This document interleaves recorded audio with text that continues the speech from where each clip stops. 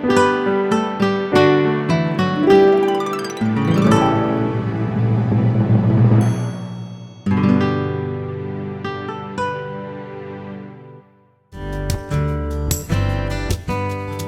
today's Best of Oklahoma Gardening, we are looking at creative solutions.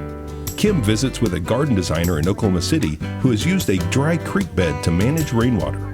We find out how Bear Creek Farms, a cut flower grower in Stillwater, uses integrated pest management. Water Resources Extension Specialist Sala Tagvian unboxes a garden irrigation kit.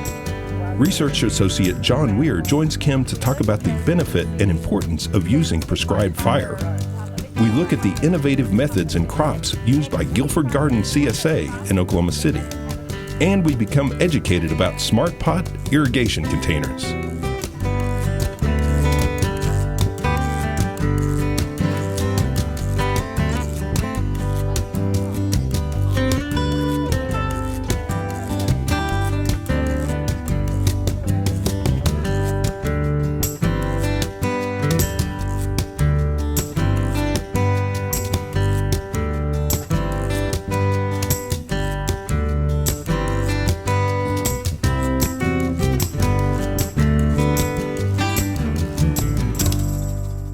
Oklahoma Gardening is a production of the Oklahoma Cooperative Extension Service as part of the land grant mission of the Division of Agricultural Sciences and Natural Resources at Oklahoma State University, dedicated to improving the quality of life of the citizens of Oklahoma through research-based information.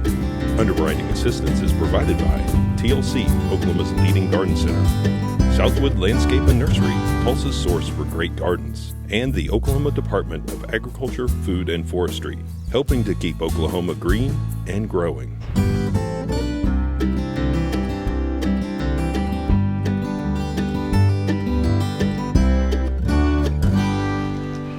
We're visiting with landscape designer Chris Ains with Ains Enterprises, and we're visiting a home landscape where you had a good design challenge.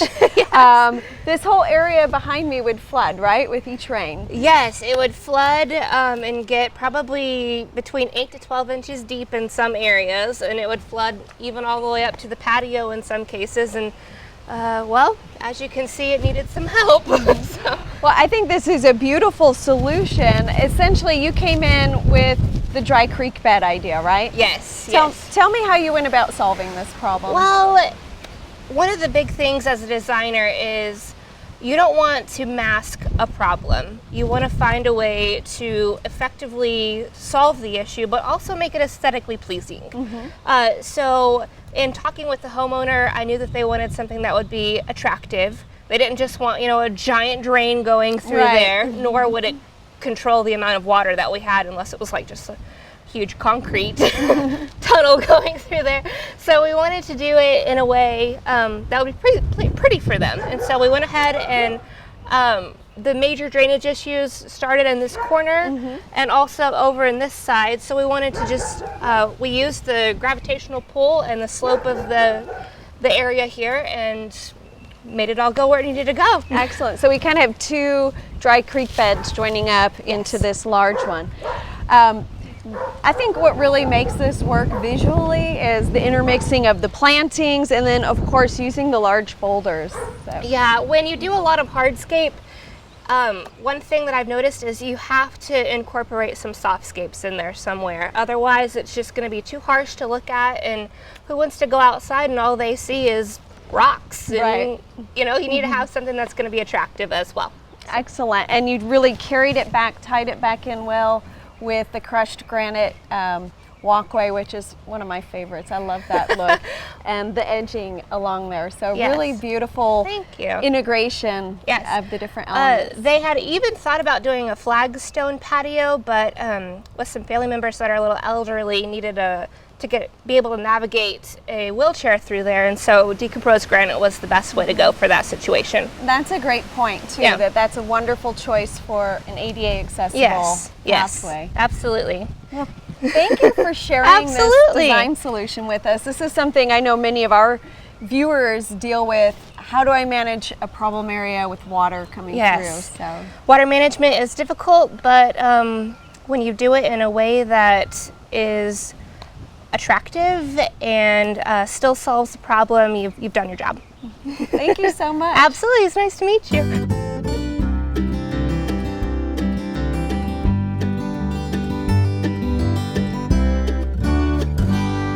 Joining us is Holly Passmore, who manages insects and diseases here at Bear Creek Farms.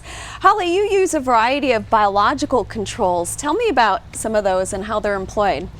Yes, we've used ladybug beetles for the aphid outbreaks, and we've had really good success with that. We've used the parasitic mites for our spider mites,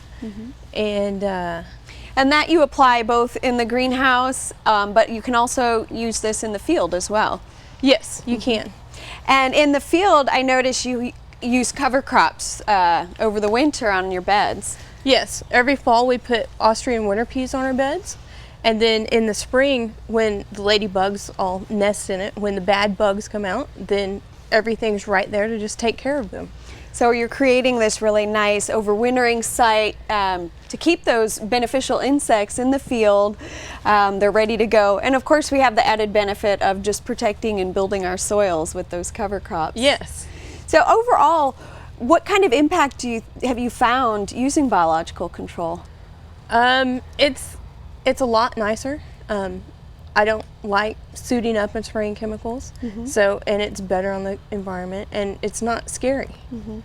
And I think as a consumer, I like the idea that the flowers I'm buying aren't covered with chemicals because, of course, I'm going to put them up to my nose and smell them. Exactly. Have you been able to reduce significantly your pesticide inputs? Yes, because everything we use is a biological or, just something odd combination that we use that's not harmful. Excellent. Well, it's so wonderful to see biological control being put successfully to use. Thanks for sharing. No problem.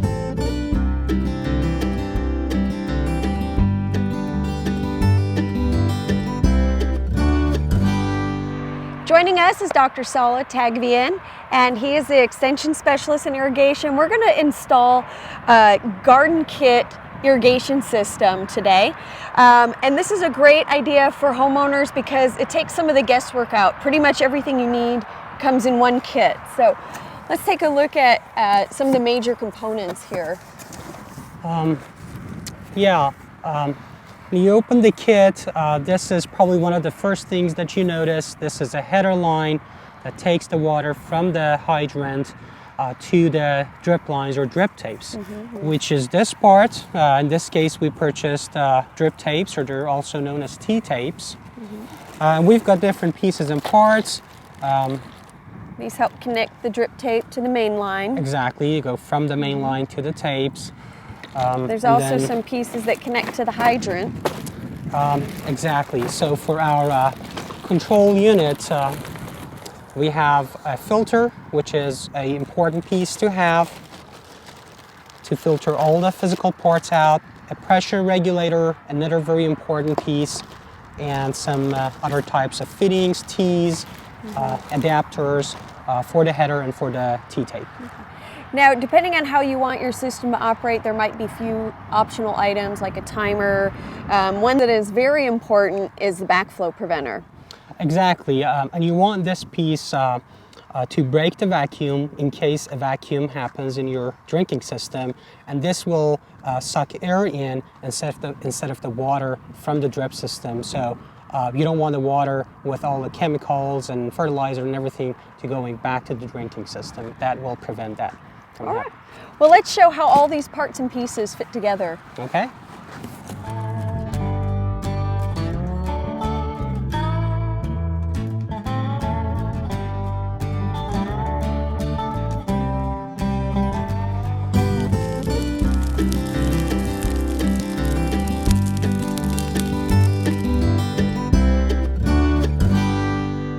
Joining us is John Weir, Research Associate with the Department of Natural Resource Ecology and Management.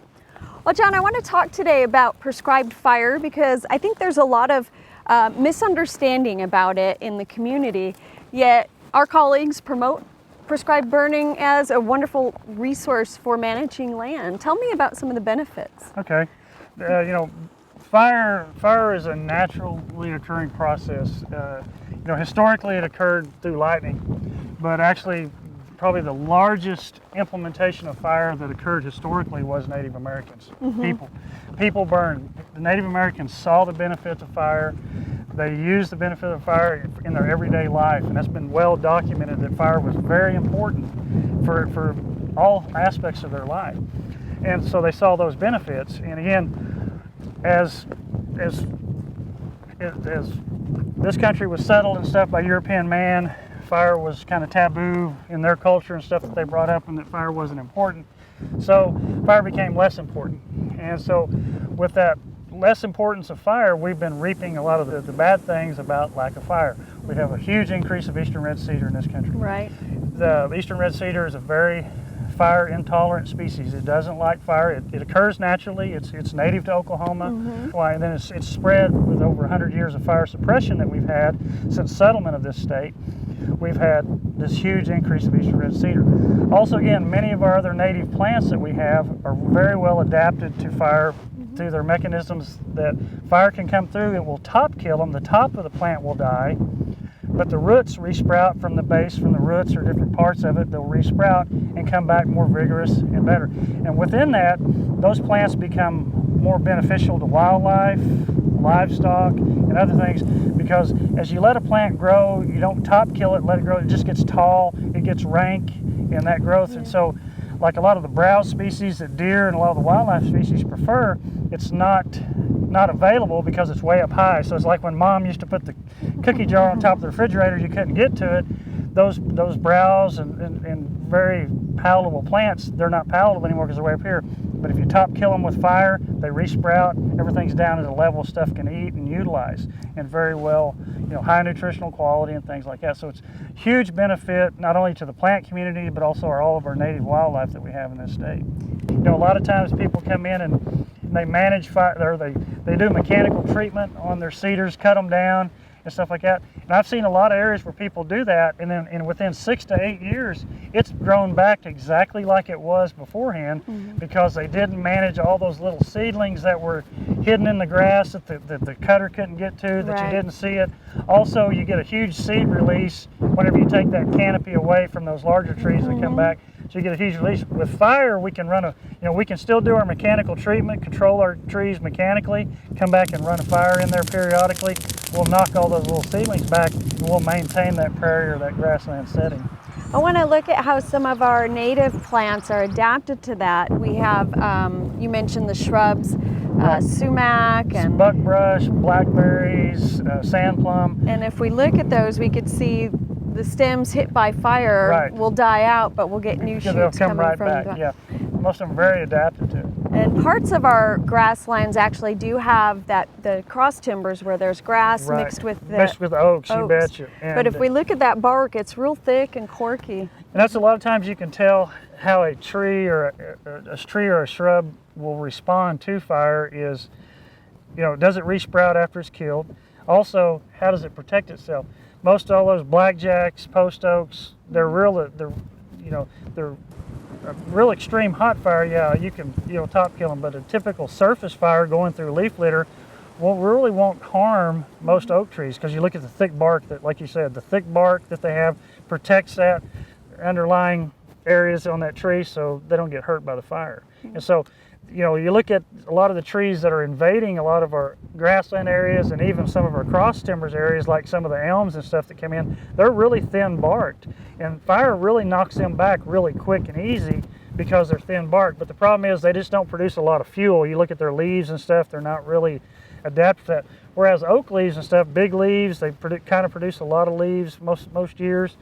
Get a good bed of leaf litter, they can create a good fire to help kick back a lot of those undesirable woody species that come in and invade those forest areas as well.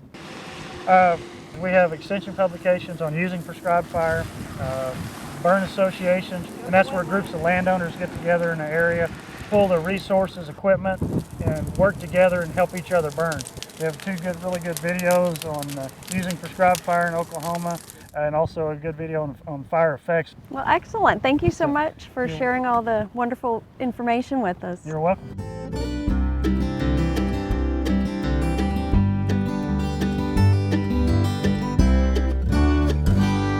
Kamala, growing for a CSA, you produce year-round for the most part. Yes. About 45 weeks, I think you said. Yes. And that entails growing in the greenhouse, growing in hoop houses. Yes. You have a winter crop in here, and you've switched out to your summer crop. And I find this a really interesting technique. Tell me about why the tomatoes are under a hoop tunnel. Oh, well, most of the diseases that tomatoes get are from rainfall. And I was known for tomatoes, and so we do everything to make our tomatoes happy, and tomatoes are not an easy crop. And so we grow under the hoop houses, and eventually, as you can see, we will put them up, but this prevents the rainfall from coming down on them. And then also, since all of our rains seem to be either deluges or are deluges, then it will also prevent too much rain from getting to them. And I have black clay soil, and I have had crops fail because it just smothered the roots. Yeah. So the direct rainfall, disease prevention, and then not too much rain. Excellent. That'll keep the fruits from cracking. Oh, cracking. Yeah, as you Yeah. were saying, right. Yeah, because I mean, I've harvested in the rain before because, if you get a 2-inch rain, I mean, all of your sun golds, your sweet millions, your Juliets, everything will crack. So what a wonderful solution. I'm sure there's a lot of experimenting. Yes, and a lot of reading and a lot of research. And I use you guys, and I use all the resources out there to try to find the next best way to do things. Excellent. The other thing I'm sure you do is experiment with new crops, and Yes. you have one over outside the greenhouse. Let's go take a look at that. Let's do that. Well, Kamala, here you have what a lot of people might call microgreens, pea Exactly. shoots. Yes, pea shoots. Right. And they're wonderfully flavorful. If you take anything in its smallest stage, it has a big flavor punch. And then a lot of people like it for its nutritional punch too. Yeah, it's all concentrated. Right. That's why they're being really touted now for the nutrition. Exactly. And they're just yummy as they can possibly be. I don't know if you want to take Sure. a bite of them, and Give it a try. they're delicious. And of course, these would grow up if they were spaced. They would grow up to produce peas. And these are the pea shoots, and then all of the other microgreens would become a baby green, would become a full-sized head of lettuce or whatever. This Exactly. is delicious. Just They so are. much flavor. They are. And you just start them. I saw over Yes. here under the shade. You have them in flats. Yep. And it's coir, and then we put compost on top of it. You saw our Okay. compost, and we put some compost in with it. And it's a 2-week process. It's one of those crops that doesn't have a Mother Nature component to it. Now, when it gets up to 100, we really can't grow them, and then we have to grow them inside during the winter. But it's pretty much a 2-week. As you can see, we start them under shade cloth, and then they come to this. But we're pretty much, that's a given, as opposed to everything else, which has all the variables in it. Right. And another way you've added more crops to the greenhouse in the wintertime is hanging your Mushroom mushrooms. chandeliers. Yes, I know. An interesting chandelier. elegant. It's quite elegant. For me, as a farm, yes, it is quite elegant. And these are dried in the winter. You'll have some fresh mushrooms. Blue oyster mushrooms, yes, and it's just a straw, and you go through a very intense process to make sure that it's done very. Sanitary. Very. Yeah. That's exactly what you do, right. And then it basically takes 2 weeks for them to sprout, and then you cut the deals, and they sprout, and they come out, and they keep producing for a couple of months. Wonderful. Well, what a great way to add some quick crops Right. and reliable crops to the CSA, especially in those shoulder seasons where we don't have the tomatoes and such. Exactly, yes. Well, thank you so much, and thank you for introducing me to The pea the shoots. pea shoots. These are Well, wonderful. And any of your viewers can, with a shop light and a shelf, can grow this year round. In your house. That's right. Absolutely. Thanks so much, Kamala. We enjoyed it. Thank you.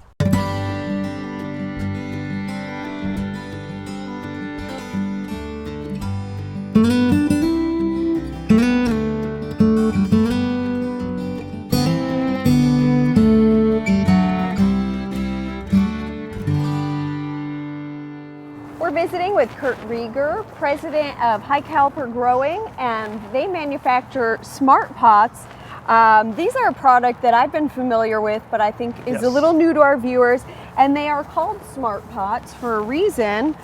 Tell me about some of the benefits of growing in these. Because they're smart. It's a fabric aeration container. Let me grab, it's a fabric aeration container. It's a breathable container. So it's like you get up in the morning, you don't put on a raincoat that smothers you, put on a fabric. Well, the roots of your plants would like to do the same thing when you're container gardening. So you want a fabric that is breathable, that is porous, that doesn't hold in heat. Plastic tends to trap heat.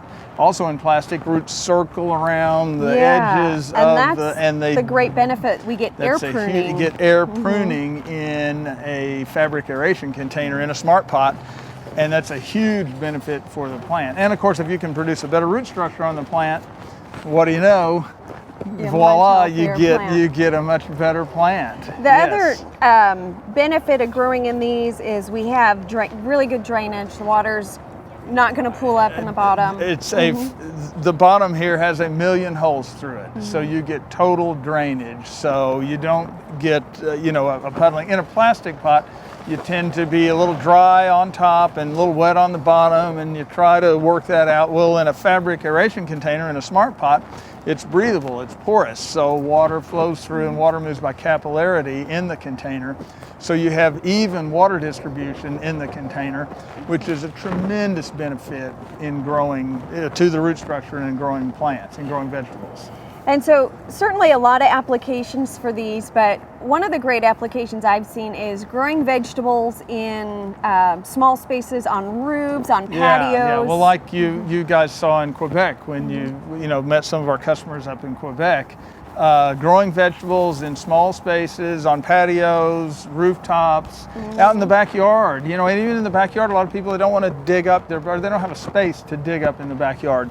Smart pots are a great option for container gardening and for people to be able to container garden. And then we always try to encourage people to grow vegetables, just because to me vegetables are more fun. Yeah, if I'm going to grow something, I want to be able to eat it. So vegetables are just more fun. And targeting vegetables, it's a fabric aeration container. It's something new, and we found that in targeting vegetables and telling people to grow vegetables, that's better if you're growing roses or something. You're looking for an overall look and a big ornamental container. But if you're growing bell peppers, you want something practical. You want something utilitarian, and the smart pot is totally utilitarian, and you'll get more bell peppers. And they're kind of like an instant raised bed. We talked about, you said not wanting to dig, but sometimes what you have to dig is pretty awful. So this allows you to bring in soil. And you have products of all different sizes. So we make larger containers, like this is our 100-gallon container. And then also we've introduced our big bag bed, which is this product, which we actually just call it a raised bed as opposed to calling it a pot, a smart pot. And this effectively is a smart pot, but it's our raised bed. So people get this, and just immediately you can unfold it, and there you are with an automatic raised bed. And fill it with and fill it with your mix. Fill it with a nice mix. Well-drained mix.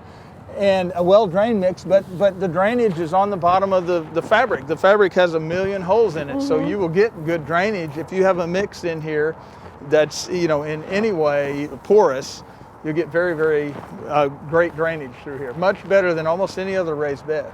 Excellent. And the other nice thing, if you are growing in a patio or something, is in the winter time you can fold it up and put it away. Really good for storing. And these are reusable, and we encourage people to. I've got stuff in my yard that's on its 10th year. Oh, wow. So, and we tell people 5 years, because if you tell them longer than that, well, you don't want to disappoint. Yeah, they don't believe you. It sounds credible. But sunlight breaks it down eventually, but the sunlight around here is not, but it's on the 10th year. Now after 10 years, doesn't quite have the integrity that it does here, but still it's functional and it works. Excellent. So reusing it is a huge benefit. And here we have black and tan.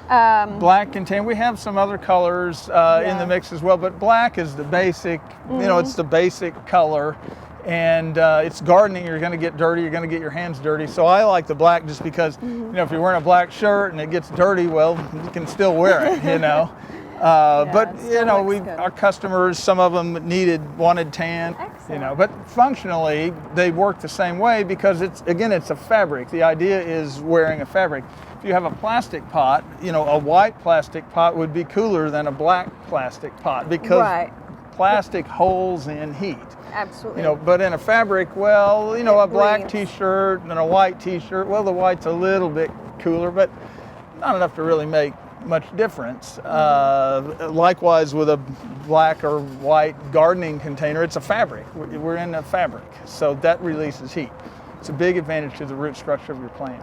All right, and here just to show our viewers, we have a planting with tomatoes. There's also potatoes down the row. Yeah. And you can see how well the plants are growing. They're very healthy, and we're already starting to get some fruit. Yeah, and it's already setting fruit. We need to come back in a month, I would think, and we'll get a lot more. Although, the problem, you know, here at OSU OKC is when you come back in a month, somebody's always come through somebody's eating the, you know, and they had broccoli down the way here, and I think about 2 weeks ago, somebody came through and decided that they were hungry and took all the broccoli. So, but that's part of the fun of vegetable gardening. And I always like vegetable gardening because, you know, the ability to eat what you're growing to me is just validation, it's excitement. It is. You know? That's the reason we grow. So exactly. Well, thank you so much for telling us more about Smart Pots. Well, thanks for having me out, and thanks for having me here at OSU OKC. We've always been a good partner of theirs, and they've done a great job here. Here are some of the upcoming gardening activities around the state.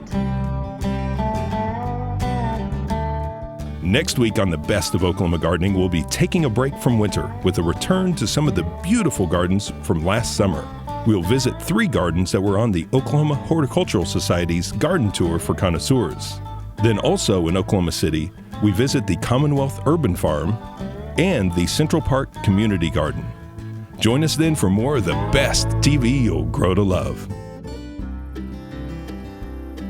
For additional information, show notes, plant lists, recipes, and fact sheets, visit our website or contact your local Oklahoma Cooperative Extension Service office. Segments from this episode, along with hundreds more from previous episodes, are available on our YouTube channel, youtube.com/Oklahoma Gardening. Be sure to join our Facebook group for information on upcoming episodes and gardening events, photos, and discussions of gardening topics. Oklahoma Gardening is produced by the Oklahoma Cooperative Extension Service as part of the Division of Agricultural Sciences and Natural Resources at Oklahoma State University. The Botanic Garden at OSU is home to our studio gardens. This outdoor television studio is made possible with the help of our generous underwriters, TLC Garden Centers, Southwood Landscape and Nursery, and the Oklahoma Department of Agriculture, Food, and Forestry. Additional support is provided by Pond Pro Shops, Greenleaf Nursery and the Garden Debut Plants, and the Oklahoma Horticultural Society.